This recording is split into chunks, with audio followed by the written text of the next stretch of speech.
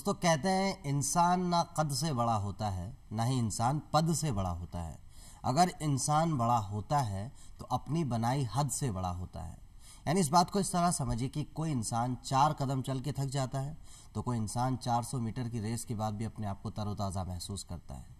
ये ठीक ऐसी ही बात है जैसे अपनी बनाई हुई हद या अपने बनाए हुए दायरों को हम किस तरह से लेते हैं, या यूं कहें कि हम अपने आप को कितना महदूद रखते हैं या कितना अपने आप को फैलाते हैं। इसीलिए कहा जाता है दोस्तों कि खुले आसमान में अपने पंखों को पसारिए और उड़ते चले जाइए इस आसमान में, ये पूरा आसमान आपका होगा। और इसी खूबसूरत सोच के साथ मैं अजहर और मैं नाहिद अख्तर स्वागत करते हैं आप सभी का आपके पसंदीदा कार्यक्रम सुप्रभात धरती धुरारी।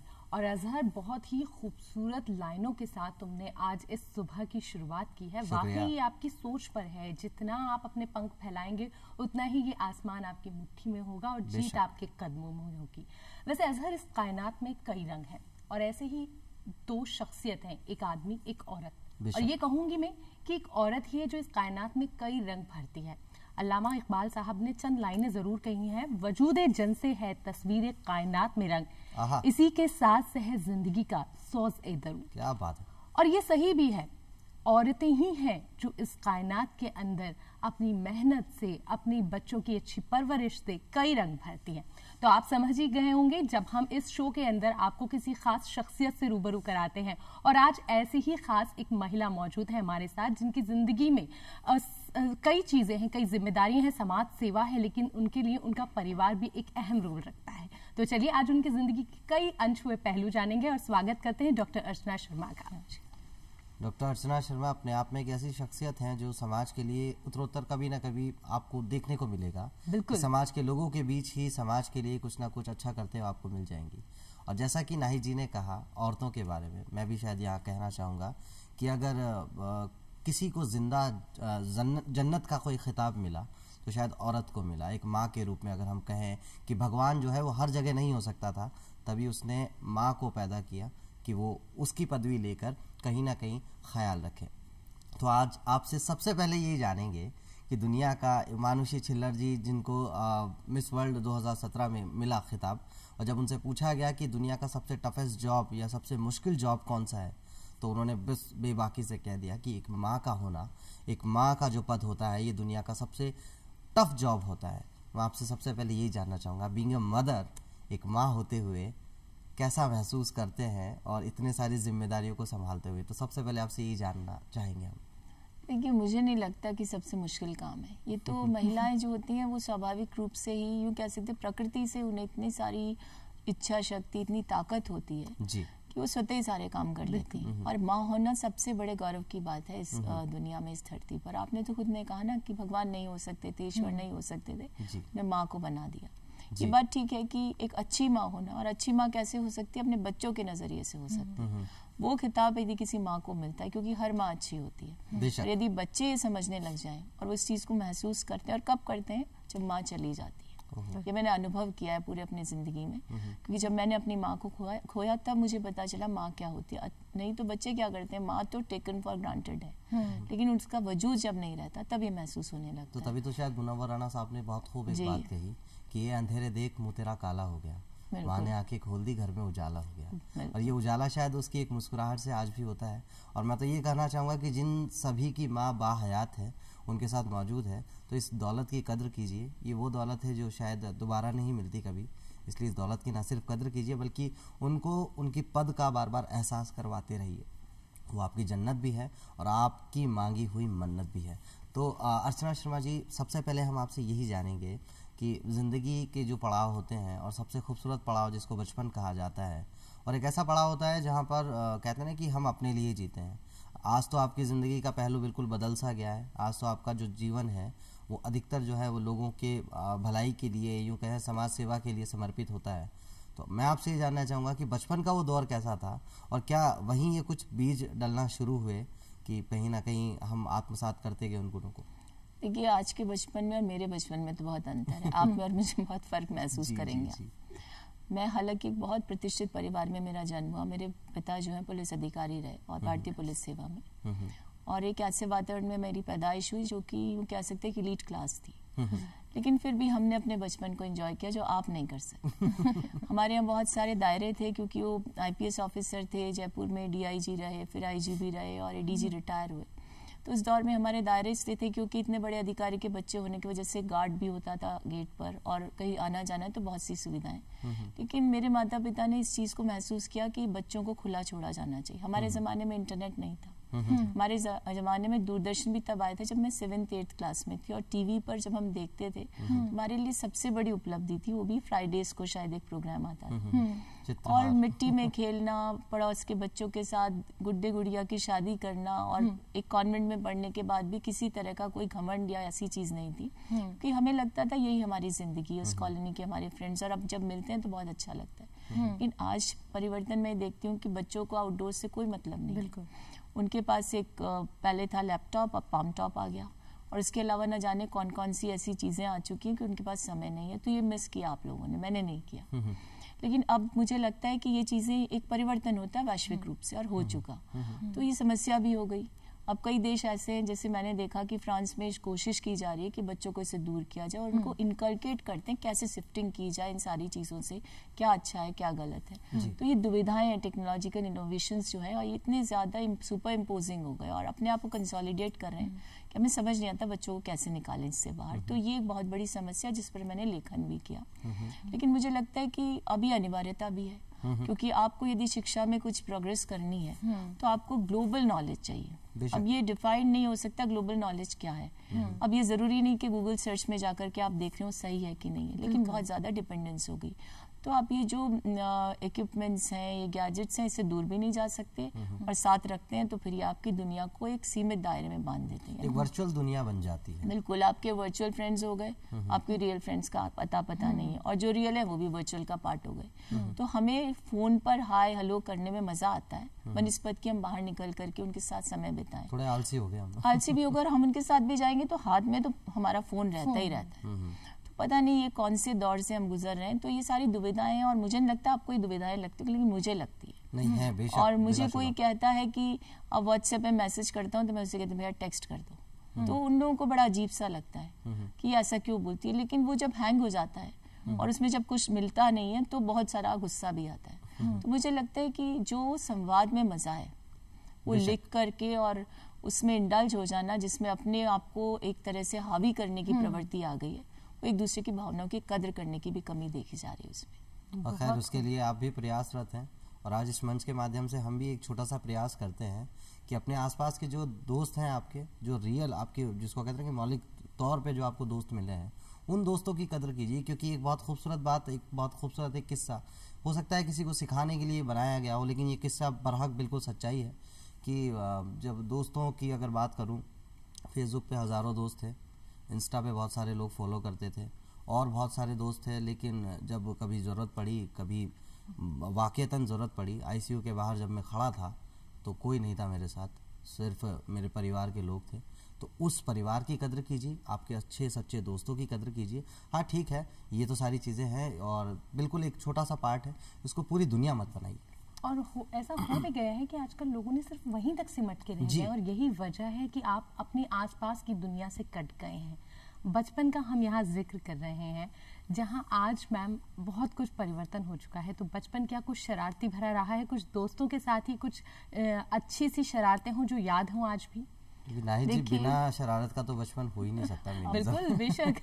देखिए, शरारती तो मैं नहीं थी शुरू से, लेकिन हाँ मेरे कुछ शौक थे। और शौक यूँ थे कि उस समय बहुत सीमित दायरा था हम लोगों का, क्योंकि पुलिस अधिकारी की बेटी थी तो हॉर्स राइडिंग मैंने सीखी।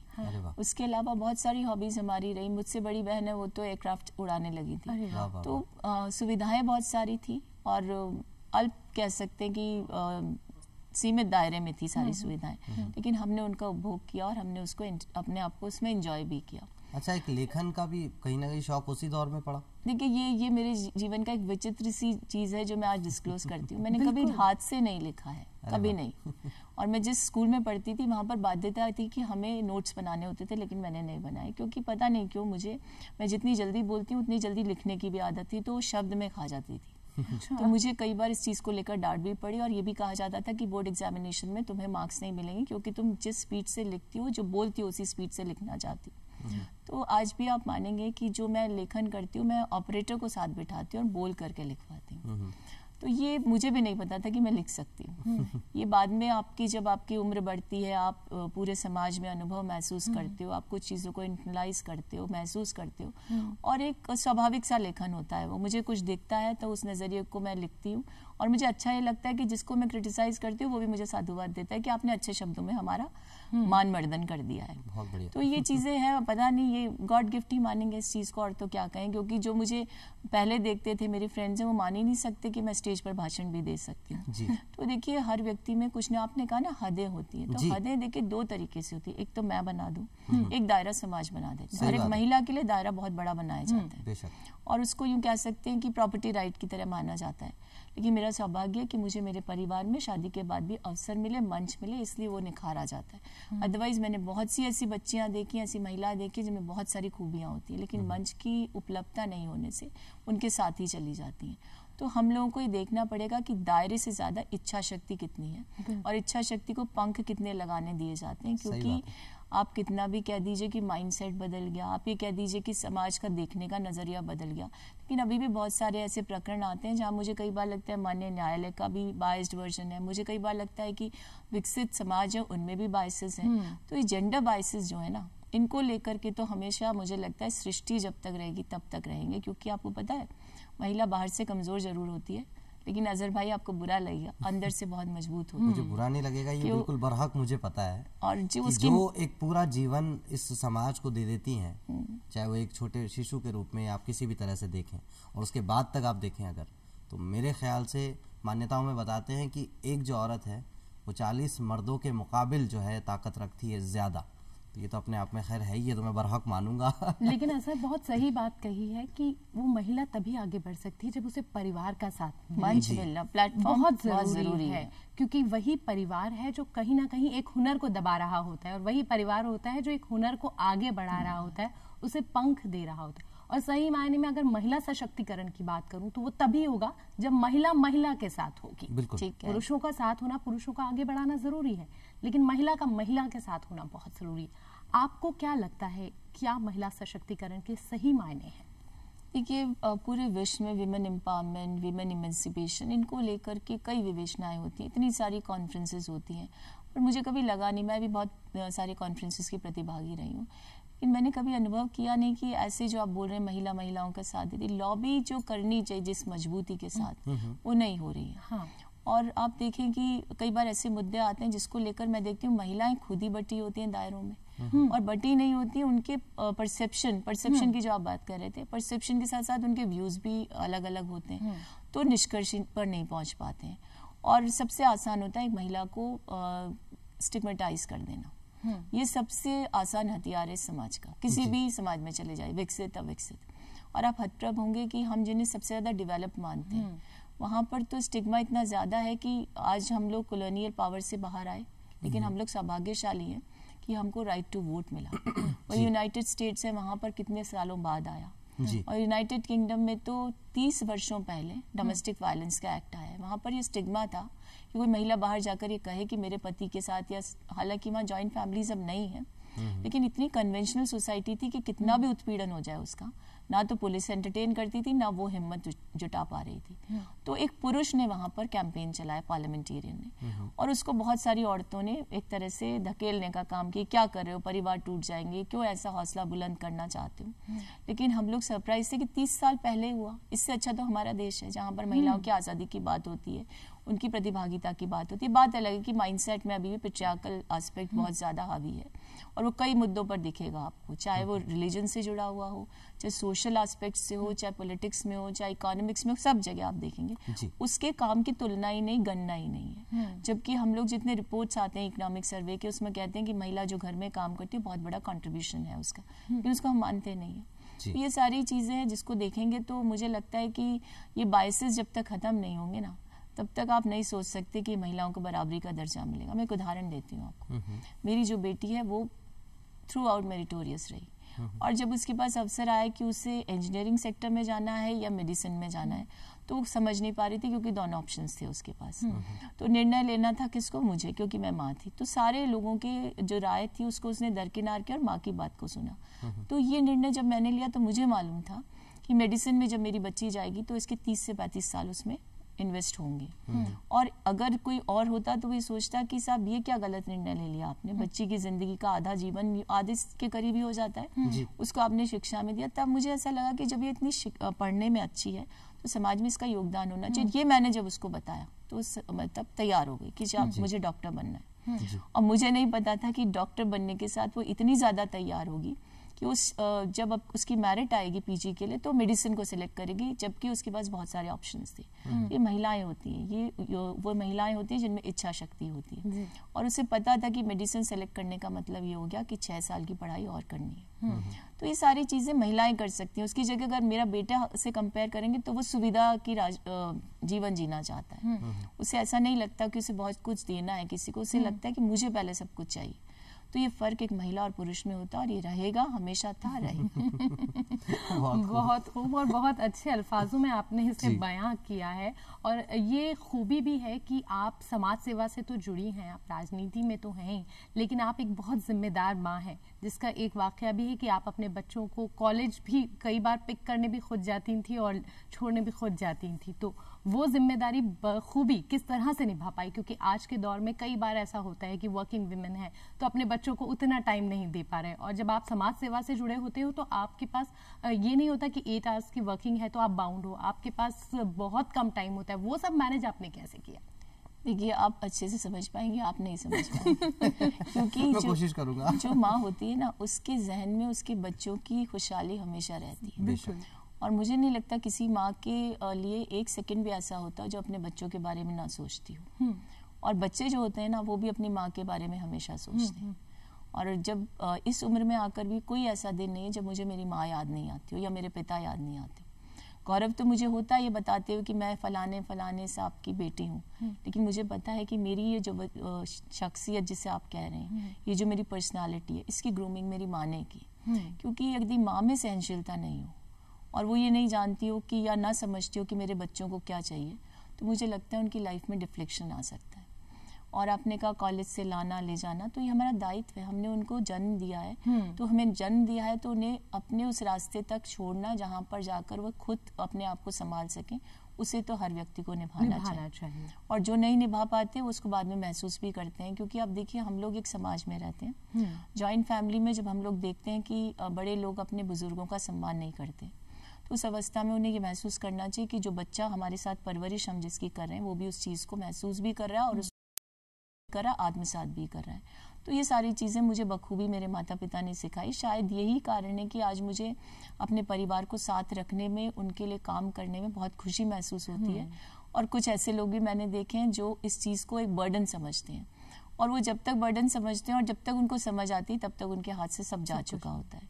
तो ये चीज़ें हैं, ये संस्कारों की बात होती है और हर परिवार में संस्कार होने चाहिए। तो मैं कोई बहुत स्पेशल नहीं हूँ कि मैं मेरे बच्चे को कॉलेज से ले आई, स्कूल छोड़ने चली गई।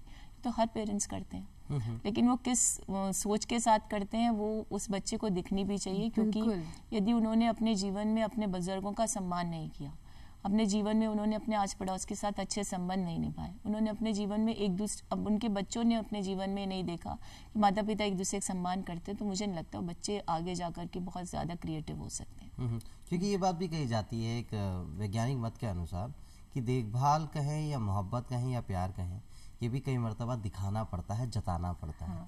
और माएँ जो है वो बड़ी स्पेशल होती है इस बात को लेकर।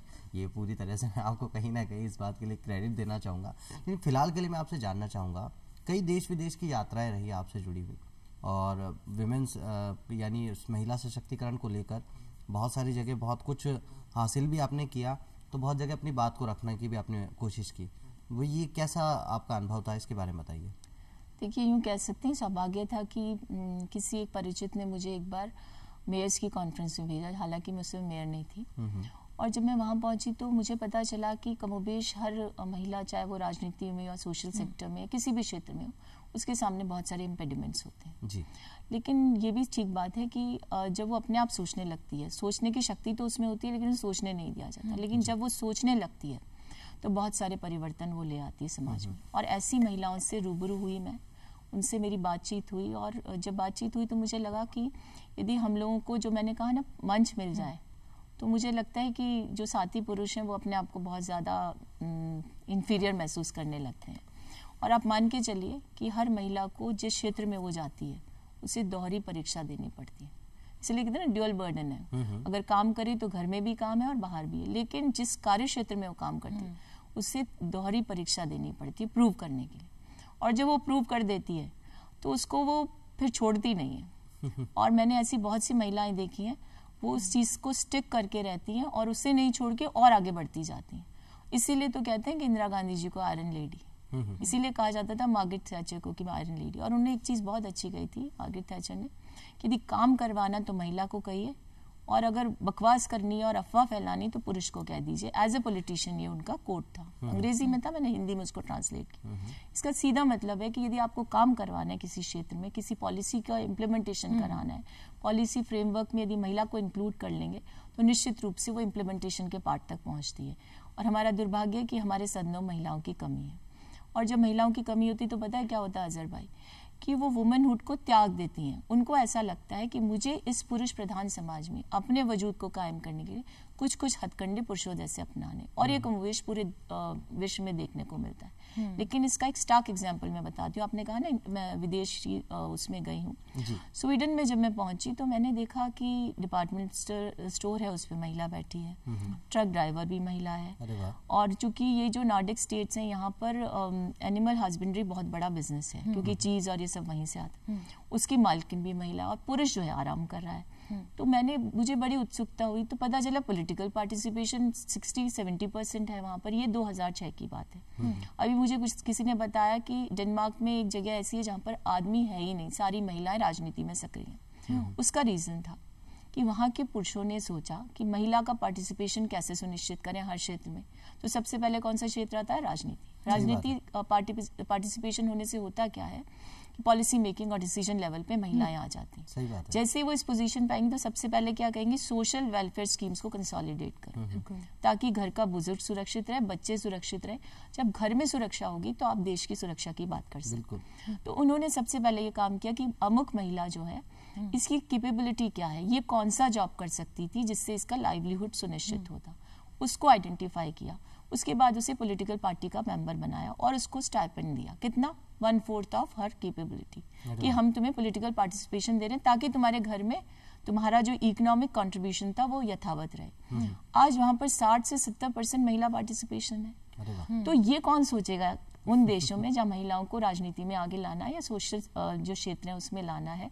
तो मुझे ऐसा लगता है कि अगर ऐसी सोच हमारी हो जाए तो निश्चित रूप से एक वातावरण परिवर्तन होगा। क्योंकि मान करके चलिए कि मेरी और नाहिदा जी की मौजूदगी जो है आपको भी गरिमामय बना रही है। बिल्कुल। और यहीं पर अब 3 पुरुष होते तो मुझे लगता है भाषा की गरिमा का भी हनन हो जाता है। जिस सदन में महिलाओं की मौजूदगी होती है जी। वो सदन चाहे पार्लियामेंट हो चाहे विधानसभा हो, अच्छी संख्या में, तो वहां पर पुरुष का गरिमामय होना स्वाभाविक हो जाता है।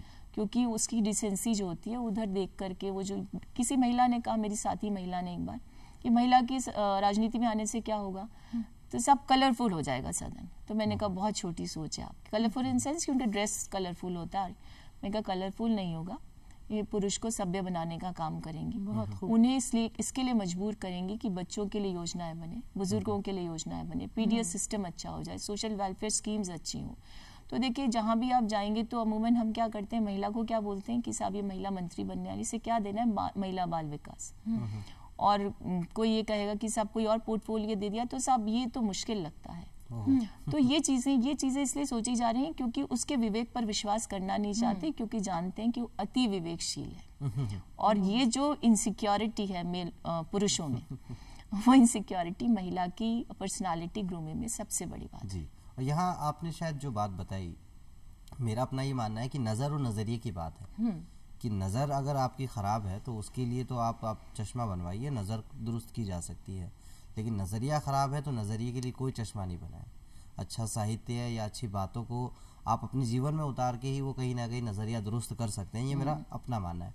और जैसा कि आपने बताया कि महिलाएं जो हैं किसी भी तरह की समस्या या यूँ कहें पूरे परिवार को चलाना, पूरे घर को चलाना, संडे के दिन ऑलमोस्ट सभी की छुट्टी होती है, लेकिन एक माँ जो है वो वैसे ही काम कर रही होती है।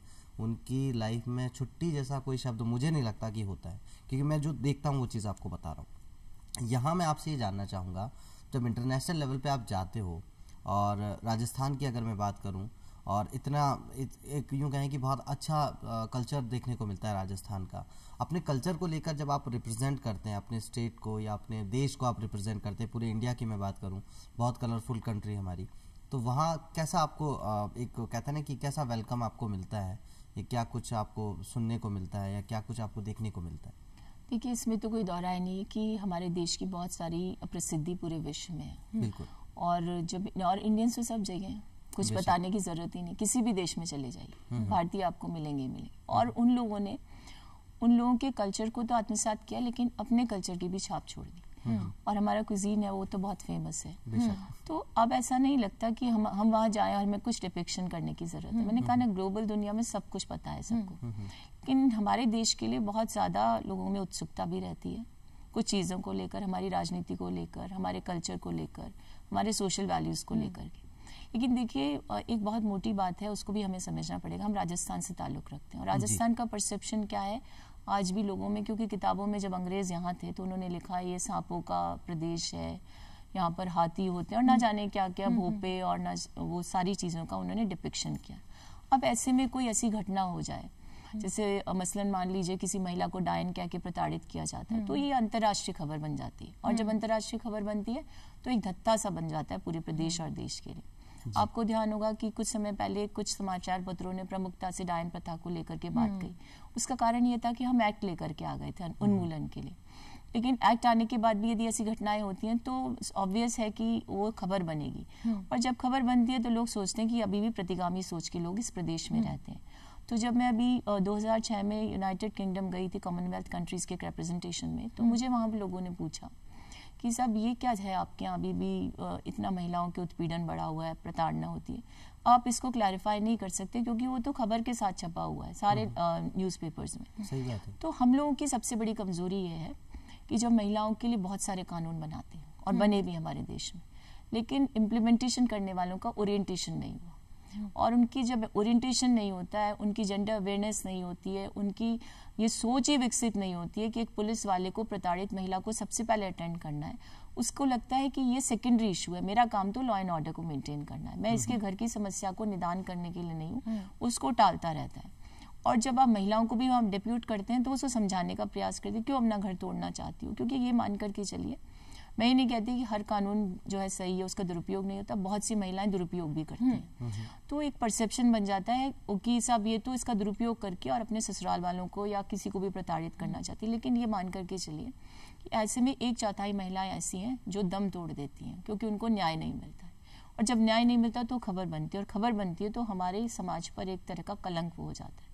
तो जब ये 2015 में डायन कह के प्रताड़ित की गई महिला की खबर छपी, तो मुझे भी स्पष्टीकरण देने में थोड़ी दुविधा का सामना करना पड़ा, क्योंकि उस महिला की मृत्यु भी हो गई। पब्लिक डोमेन में सारा प्रकरण आया, उसके बावजूद यदि हम न्याय नहीं दिलवा पाते तो मुझे लगता है इसके लिए जिम्मेदार वहाँ के लोकल जनप्रतिनिधि होते हैं, क्योंकि उनका दायित्व बनता है कि उस अवेयरनेस को लेकर आए, प्रशासन पर नकेल कसे। लेकिन देखिए, दुविधा देखिए कि जिसे डायन कहा जाता है उसे समाज में डायन उसी के आस पड़ोस वाले, उसके घर वाले करार देते हैं। जब वो ही इतने निर्मोही हो जाएंगे तो आप प्रशासन से कुछ उम्मीद नहीं कर सकते। तो ये सारी कुप्रथाएं हर समाज में कहीं ना कहीं किसी रूप में व्याप्त हैं, और ये सब्जुगेशन ऑफ वुमेन है, ताकि उसको कैसे दबा के रखा जा सके, तो उसे जीवित रखा जाता है। अभी बहुत से ऐसे उदाहरण में बोलना नहीं चाहती जिसमें कि महिलाओं को दायरे में रहने की हिदायत दी जा रही है, लेकिन महिला तो जानती है उनका दायरा क्या है, उन्हें पता है कब कहाँ जाना, किस स्वरूप में जाना, कैसे जाना है। लेकिन उसको भी आपने एक तरीके से पब्लिक डिस्कशन का मुद्दा बना लिया, और जब मुद्दा बनाया तो मुझे सबसे ज़्यादा पीड़ा इसलिए हुई कि साहब ये तो मेरी अपनी एक पर्सनल कह सकते हैं फिजियोलॉजिकल या बायोलॉजिकल सिस्टम था मेरा, और उसको आपने एक डिस्कशन का मुद्दा बना करके और मुझे उस कटघरे में खड़ा करने का प्रयास किया जिसमें मैं खड़ा नहीं होना चाहती, क्योंकि ये तो वास्तविकता है, सच्चाई है जीवन की। लेकिन अब क्या किया जाए साहब, इस डेवलप्ड सोसाइटी में और कह सकते हैं कि मोस्ट मॉडर्न सोसाइटी की ओर बढ़ने वाले देशों में आज ही महिलाओं को लेकर ऐसे स्टिग्मास का इस्तेमाल करके उनको धकेलने का काम किया जाता है। और कहीं ना कहीं वो एक हमारी जो सोच की कमी है, जो अजहर ने कहा था नज़रिए की जो कमी है, वो इसमें महत्वपूर्ण रोल निभाती है और वो नज़रिया बदलना भी ज़रूरी है। और लेकिन अभी अजहर ने बात की थी कि हम किस तरीके से जब बाहर जाते हैं, विदेश जाते हैं, तो हमारे जो देश का कल्चर है वो उन लोगों के नज़र में कितना खूबसूरत होता है। डॉक्टर अर्चना शर्मा, आपने इतनी खूबसूरत बातें बताई औरतों को लेकर, और वाकई में महिला सशक्तिकरण की बात, महिला अपने आप में एक शक्ति है, बरहक बिल्कुल सही बात है। अच्छा, मैं आपसे फ़िलहाल के लिए जानना चाहूँगा, एक परिवार को संभालने के लिए कई मर्तबा होता है ना कि रसोई घर से लेकर पूरा जो है पूरे घर को कहीं ना कहीं मेंटेन करना, और ये कहा भी जाता है नाहिद जी कि अगर किसी पुरुष के दिल तक पहुंचना हो तो उसके दिल का रास्ता पेट से होते हुए गुजरता है। तो ये पुरुष के परिप्रेक्ष्य में नहीं है बात, ये मेरे ख्याल से सभी के परिप्रेक्ष्य में। तो मैं आपसे जानना चाहूँगा कि रसोई घर को जब आप संभालती हैं तो क्या ये डॉक्टर अर्चना शर्मा जी का जो ये एक फ्रेम है जो मतलब पूरा में देखने को जहाँ मिल रहा है, इतनी ही बेबाकी से वहाँ भी सारे कामों को संभालना करना, सारी चीज़ें वैसी ही होती है? देखिए, शादी से पहले कुछ नहीं बनाया था लेकिन शादी के बाद सब कुछ सीखा जी। और एक समय तक तो बहुत सारे काम भी किए, लेकिन अब थोड़ा व्यस्तता होने के कारण सिर्फ जो आपने कहा ना फेस्टिवल्स के दिन महिला की छुट्टी नहीं होती, तो मज़ा आता है, अच्छा लगता है कि अपने परिवार वालों को कुछ बना के खिलाया जाए, और जब उनकी प्रशंसा मिलती है तो मज़ा आ जाता है जी। और जिस दिन आपने एक फुल्का भी सेक के बच्चों को दे दिया तो वो कहेंगे आज मज़ा आ गया, तो वो बहुत बड़ा आत्मसंतोष होता है। तो रेसिपी बुक से सबसे स्पेशल क्या कुछ निकलता है? ऐसा कुछ नहीं, रेसिपी बुक से नहीं आता है। जो ट्रेडिशनल जो हमारी डिशेज हैं वही बना पाती हूँ। वो रेसिपी बुक वाले तो आप लोग आज के ज़माने यूट्यूब देखते हो और बनाते हो, वो बेटा कर लेता है मेरा, लेकिन मुझे ट्रेडिशनल डिशेज में मज़ा आता है। और बाकी जो खाना है कॉन्टिनेंटल तो बाहर ही चले जाइए, इससे बढ़िया इतना सारा प्रपंच फैलाने से क्या फ़ायदा। लेकिन हाँ, कुछ बना लेते हैं, पिज्ज़ा बना लिया, गार्लिक ब्रेड्स बना ली, ये सब आता है। बहुत ज़्यादा कॉम्प्लिकेटेड डिशेस नहीं आती हैं और समय भी नहीं ना इतना बना करके। लेकिन हाँ, जो त्योहार होता है उसके हिसाब से जो हमारी परंपराएं रही हैं, चाहे दीपावली पे ये बनना चाहिए, होली पर ये होना चाहिए, तो प्रयास करते हैं वो करने का। तो सबसे ज़्यादा कौन सी पसंदीदा डिश है जिसे आपके हाथ के बनने के बाद सभी की तारीफ आपको सुनने को मिलती है? देखिए, मैं ऐसा कुछ कह नहीं सकती कौन सी डिश है। अगर आपने एक रोटी सब्जी भी बना दी अपने हाथ से तो उससे बच्चे खुश होते हैं। तो मुझे लगता है कि डिश की बात नहीं, बात ये कि माँ ने बनाकर खिला दिया, पत्नी ने बनाकर खिला दिया, तो वो आज के जीवन में बहुत बड़ी उपलब्धि है जी। और मुझे तो लगता है कि कामकाजी महिलाएं तो प्रेफर करती हैं, हस्बैंड से कहती हैं भाई घर चलने से पहले फलाने रेस्टोरेंट से पैक करवा लेते हैं। हस्बैंड को भी लगता है ये भी थकी हुई खुश रहेगी तो वो भी करवा लेते हैं। तो उस सारे माहौल में यदि आप छुट्टी के दिन कुछ ऐसा कर लेते हैं तो वो आपके लिए उस रेस्टोरेंट से, उस 5 स्टार होटल के खाने से बहुत बड़ा एक अचीवमेंट होता है। वो अजहर कहेंगे ना कि माँ के हाथ के जो प्यार होता है वो खाने में किस जायके में नजर आता है कहीं ना कहीं, और चाहे वो डिश कैसी ही बनी हो और कुछ भी हो, सिंपल भी हो, मगर वो आपको लजीज लगेगी क्योंकि उसमें माँ का प्यार होता है। और आपने इतना जिक्र किया, मेरे तो मुंह में वो स्वाद जो है वो कहीं ना कहीं घुले चला जा रहा है। तो देखिए, मेरे बच्चे बताएंगे मैं क्या अच्छा बनाती हूँ, लेकिन मैंने मेरी माँ के हाथ का खाना बहुत कम खाया है, क्योंकि मैंने बताया ना मेरे फादर IPS ऑफिसर थे, बहुत बड़ा स्टाफ होता था। लेकिन कुछ कुछ डिशेस मुझे याद हैं, क्योंकि मेरी माँ बहुत ट्रेडिशनल महिला थी, ज़्यादा शिक्षित नहीं थी, तो उन्हें तो ये सारी चीज़ें नहीं आती थी। कढ़ी बहुत अच्छी बनाती, आज भी वो स्वाद होता है, माँ के हाथ के खाने का स्वाद बच्चों को याद रहता है। और खीर भी बहुत अच्छी बनाती थी वो, तो मेरे बच्चे भी बोलते हैं कि नानी जो खीर बनाती वैसी बनाओ, तो मैं नहीं बना सकती। तो ये चीज़ें होती हैं जो हमको याद है और हम उसको एक्सप्लेन नहीं करते, महसूस करने की चीज़ें। अच्छा, सुबह सुबह का ये वक्त है और ये कहते हैं कि नाश्ते वाला वक्त है और खान पान के जायके की बात हो रही है, तो फिलहाल के लिए क्यों ना खान पान के लिए आपको ले चला जाए थोड़ा सा, और खान पान में आज क्या कुछ स्पेशल है ये देखा जाए, देख लिया जाए, क्योंकि खाने का इतना जिक्र हो चुका है तो क्यों ना हम भी एक नजर देख लें कि खान पान में आज खास क्या है, सुबह का जायका।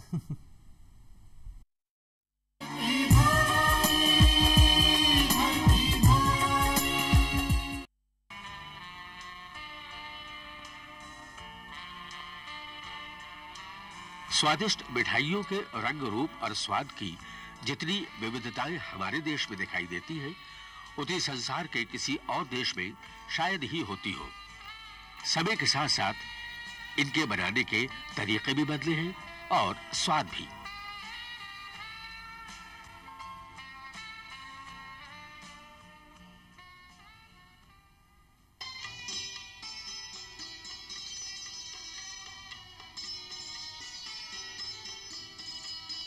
आवागमन के साधनों ने हर प्रदेश के खान पान को अब कमोबेश हर जगह उपलब्ध करा दिया है।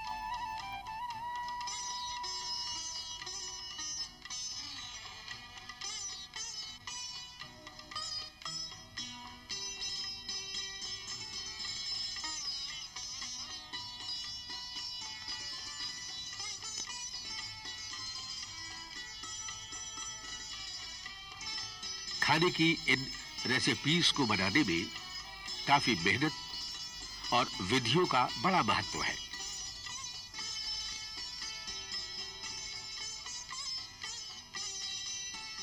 निर्भर करता है आपकी इच्छा और जेब की सामर्थ्य पर।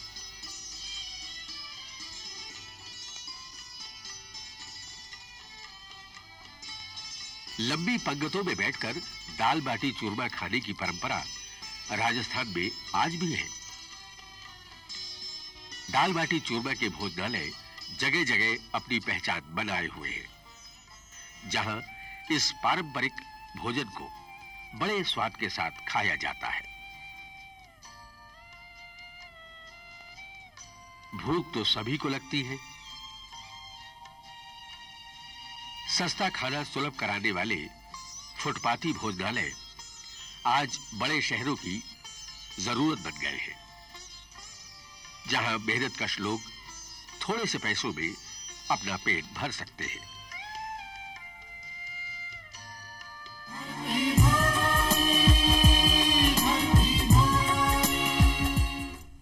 तो लजीज खाने तो आपने देख ही लिए। अब एक बार फिर स्वागत करते हैं डॉक्टर अर्चना शर्मा जी का, जो आज हमारे साथ स्टूडियो में मौजूद हैं। अभी हमने खान पान तो देखा, समाज सेवा से आप जुड़ी हुई हैं, कई आपने कार्य किए हैं, चाहे वो रक्तदान शिविर हो, चाहे महिलाओं के लिए हो, चाहे बच्चियों की शिक्षा के लिए हो। क्या लगता है आपको, क्या कुछ और बदलाव आने चाहिए या क्या कुछ खास और करना चाहिए?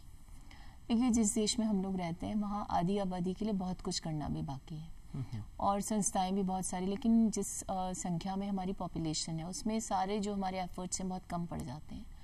तो हम लोग कई संस्थाओं से जुड़े हैं जिसके माध्यम से हम ब्लड डोनेशन कैंप्स लगाते हैं, मेडिकल हेल्थ कैंप्स लगाते हैं।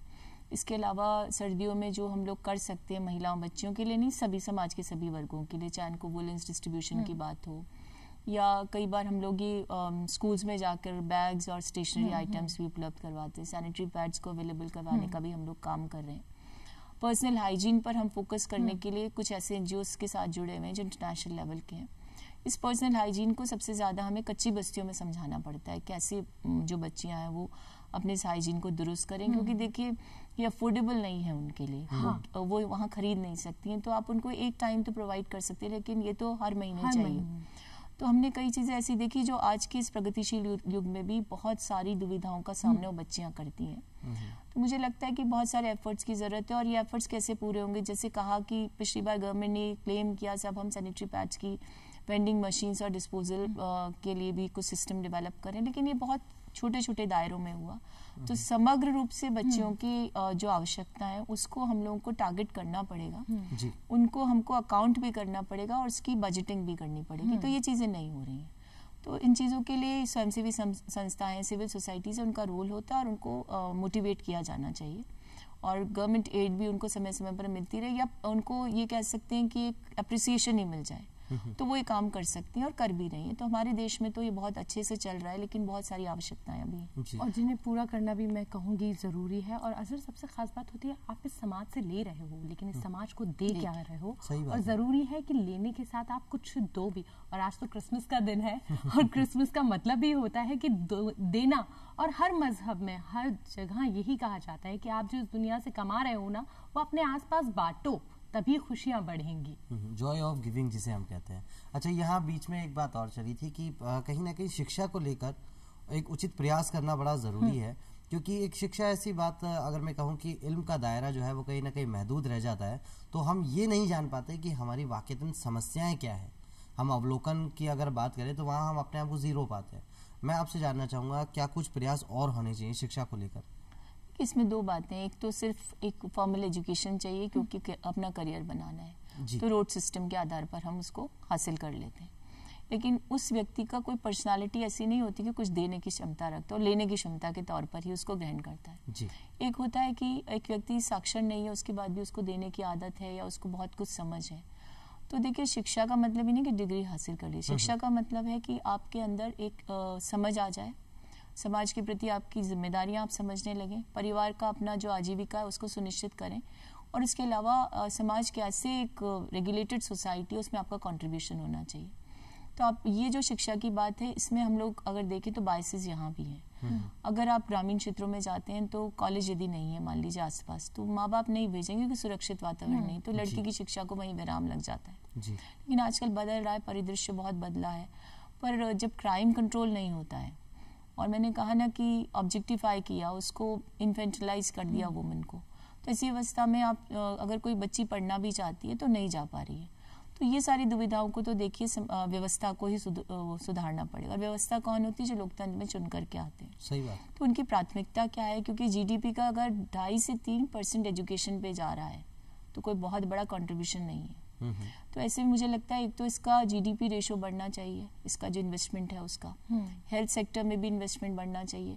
हम प्रोग्राम्स तो बहुत सारे लाते हैं, मैं किसी भी राजनीतिक पार्टी की इसमें कोई क्रिटिसिज्म नहीं है, सही बात है, लेकिन वो कितना ज्यादा धरातल पर उतरा, इम्प्लीमेंट कितना, क्योंकि हम उसकी बजटिंग जो होती है ना उसको नहीं करते हैं, अकाउंटेबिलिटी फिक्स नहीं है कहीं भी। हमने बजट एलोकेशन किया, डिस्ट्रीब्यूशन हो गया, लेकिन वो सचमुच में उस टारगेटेड जो कम्युनिटी है उसको पहुंचा कि नहीं पहुंचा, उसमें कितने सारे लेवल्स हैं या कह सकते हैं एजेंसीज हैं, वो कितनी कंट्रीब्यूटरी काम करें या कोऑर्डिनेटेड काम करें, ये सारा देखने की बात है। और मुझे लगता है कि जब हम सिविल सोसाइटी को आमंत्रित करते हैं इसमें पार्टिसिपेट करने के लिए, थोड़ी ट्रांसपेरेंसी आती है, पर कई बार नेक्सस भी हो जाता है। तो दुविधाएं तो रहेंगी। ये तो इंसान की ईमानदारी, उसकी साफगोई और उसकी इच्छा शक्ति पर निर्भर करता है। इंसान से मतलब जो इस समय व्यवस्था के संचालक हैं, अगर वो ईमानदार है, क्योंकि आप ये मान करके चलिए कि जितनी भी हम लोग कई बार देखते हैं ना देश में ये समस्याएं हैं, तो ये जो हायर स्केल की ब्यूरोक्रेसी है इसकी दुविधा नहीं है। ये कटिंग एज पे जो ऑफिसर्स हैं उन लोगों में अभी चेंज आने की मैं संभावना नहीं देख रही। यहाँ जमीनी अगर मैं बात करूँ वहाँ सुधार होना ज्यादा जरूरी है। जमीन मतलब नीचे से ले जाइए जी, ऊपर से आप डालने की प्रयास करते हैं ना, तो वो कहते हैं ना बारिश भी आई तो वाष्प बन के ऊपर चली जाती है, तो इवापोरेशन हो जाता है। तो अच्छा है कि नीचे से ऊपर जाए, जड़ से ऊपर सुधार लाइए, तो जब नीचे सुधर जाएगा तो स्वतः ऊपर भी सुधार दिखने लगेगा। और मुझे ऐसा भी लगता है कि बहुत सारे कानून बनते हैं, एक कानून जो है वो ज़मीर के लिए भी बनना चाहिए। मुझे ऐसा पर्सनली लगता है, इंसान से इंसान का कीना नहीं अच्छा, और जिस दिल में सीना ना हो वो सीना नहीं अच्छा। अपने आप को कहीं ना कहीं बढ़ाना और अपने आप को ये सोचना कि उस कुदरत ने हमें इंसान के रूप में जन्म दिया है, जैसा कि आपने खुद ने भी एक जिम्मा लिया है, समाज को सेवा किसी भी तरीके से आप कर सकते हैं। चाहे रास्ते पे अगर कोई कचरा पड़ा है आप उसे उठाकर दुरुस्तगी से रखकर और एक मैसेज कन्वे करके कि प्लीज़ इस तरह से गार्बेज जो है वो कचरा जो है वो आप ज़मीन पे या रोड पे आप इस तरह से ना फेंकें, ये करके भी आप अपने आप में कहीं ना कहीं समाज में सुधार ला सकते हैं। यहाँ मैं आपसे जानना चाहूँगा, आपने हॉबीज़ का जिक्र किया, खान पान की बात चली, खान पान को लेकर भी एक महिलाओं में बहुत कौतूहल रहता है, क्या कुछ खास बनाना है। ऐसे और बहुत सारी हॉबीज़ भी होती है जो आपने बताया कि बचपन के दौर में तो वहाँ चूँकि आप IPS अधिकारी आपके पापा रहे, तो वहाँ कहीं ना कहीं आपने घुड़सवारी भी सीखी और तरह के भी आपके शौक है। आज के दौर के आपके शौक क्या हैं? आज क्या कुछ आपको इतनी व्यस्तता के बाद भी कहीं ना कहीं अपने लिए समय निकाल पाती हैं कि नहीं?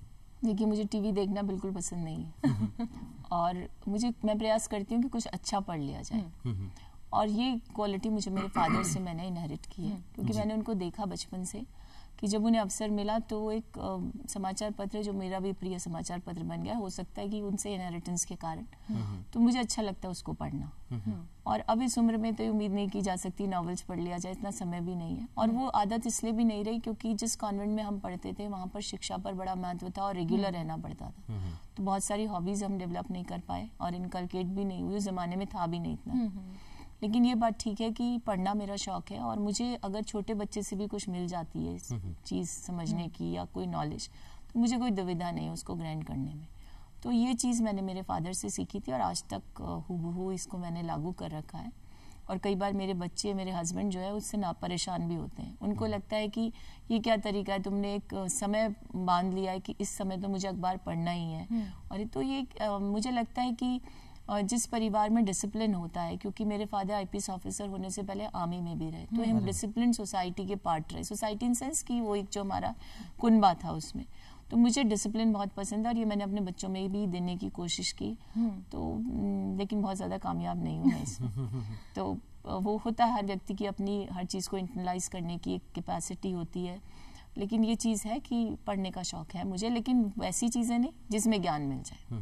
बस और कहीं ना कहीं आदतों की बात करें और अच्छी आदतों की बात करें तो इंसान को सर्वग्राही होना चाहिए जी। जहाँ से जो अच्छी बात हासिल हो वो जरूर हासिल करनी, तभी वो एक अच्छी शख्सियत के तौर पर नजर आता है। और और पढ़ने के साथ बिल्कुल पढ़ने के साथ आपको लिखने का भी शौक है, काफी स्तंभ भी आपने लिखे हैं, काफी अच्छे लेख भी लिखे हैं आपने, तो वो शौक भी कहीं ना कहीं पिताजी की वजह से ही है? नहीं, देखिए तो मुझे भी नहीं मालूम था कि मैं ये कर सकती हूँ, सच बता रही हूँ मैं आपको। ये रिवील करने में मुझे कोई दुविधा नहीं है, क्योंकि मैं जिस क्षेत्र में काम कर रही हूँ उस क्षेत्र में मुझे लेखन के लिए बहुत सारा काम करना पड़ता, तो शायद हो सकता है कि वो एक्सपीरियंस होते होते मुझे आदत पड़ गई, और आदत पड़ गई तो मुझे कोई मुद्दा ऐसा सामाजिक तौर पर, राजनीतिक तौर पर या अर्थशास्त्रीय तौर पर नजर आता है तो मैं उसको लिखती जरूर हूँ, लेकिन कोशिश ये करती हूँ किसी की भावनाएं आहत ना हो, क्योंकि टारगेट करना पड़ता है किसी ना किसी को, किसी पॉलिसी को, किसी व्यक्ति को, किसी के निर्णय को। लेकिन प्रयास ये होता है कि ऐसा पता ना चले कि उसको हम टारगेट करके और उसको किसी तरह से गलत बताने का प्रयास कर रहे हैं। तो पता नहीं, लिख लेती हूँ और कई बार सराहते हैं लोग तो खुद भी अचंभित हो जाते हूँ कि अच्छा मुझ में ये खूबी ऐसा लगता, मतलब विचित्र सी बात है। वो कहते हैं ना, अजहर अल्फाज जो होते हैं उनकी अपनी अलग एक भाषा होती है, एक बोली होती है, अपनी तासीर होती है, और अच्छे अल्फाजों से अगर आप कोई बात समझाएं तो शायद वो कड़वी बात भी मीठी नजर आती है। और ऐसा ही कुछ आपके साथ भी होता है। अर्चना जी, महिला सशक्तिकरण के बारे में आज हमने बहुत कुछ बात की। एक महिला होने के नाते, चूंकि मैं खुद भी समझ सकती हूँ कई समस्याएं होती, आपको क्या लगता है पहले क्या कुछ बदलाव एक महिला को सोचना चाहिए कि मुझे ये करना है ताकि आगे बदलाव हो, परिवार में बदलाव हो, सोच में बदलाव है? क्या आप आज जो दर्शक हमारी महिलाएं बैठी हैं उनसे क्या एक्सपेक्ट करती हैं? देखिए, मैं आज जो बात कहने जा रही हूँ हो सकता है कुछ लोगों को अच्छी ना लगे। हम लोग इस समय एक डिलेमा किससे गुजर रहे हैं।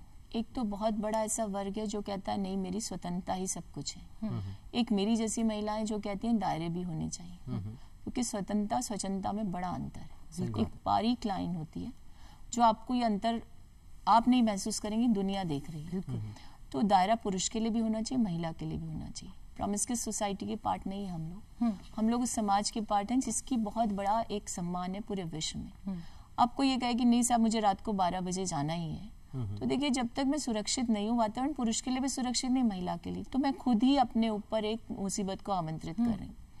तो ये जो डेवलप्ड सोसाइटी बनना, मॉडर्न सोसाइटी बनना किसी को कॉपी करने से नहीं होगा। ये तब होगा जब संस्कारों के साथ दायरों में बनकर अपनी सीमाओं मर्यादाओं को महसूस करके, चाहे पुरुष हो चाहे महिला हो, उस क्षेत्र में काम करेंगे, तब जाके सम्मान मिलता है। मुझे स्वतंत्रता नहीं चाहिए, मुझे स्वतंत्रता चाहिए, और स्वतंत्रता के साथ साथ दूसरे के सम्मान की स्वतंत्रता को भी मैं महसूस करूं।